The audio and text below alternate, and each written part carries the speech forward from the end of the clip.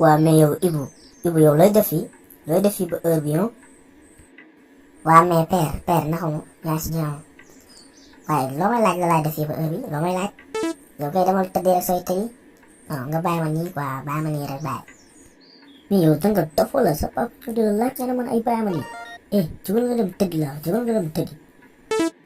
père man mënu ma nelaw heure bi père li ma metti moo bëri père li ma metti dafa bëri si kër gi moo tax man mënu ma nelaw heure bi. non mais yow lan moo la war a metti si kër yi ba ngay naan doo nelaw wax ma la moo la war a metti si kër gi yow. père man lenn moom metti si kër gi mooy sama yaay mbax li muy togg fii mu ngi fi togg ay ceebu ginaar yaa si ginaar mais ay mbaxalu saalum man daal loolu moom metti si kër gi daal damay ñëw génn kër gi. waaye yow génnal kër gi ba xam waaye yow dépense amul man mii maa ngi nii awma dara dëkk bi dafa dëgër dëkk bu metti bi nga naan nii waaye ak génn kër gi jël say bagage nga génn kër gi.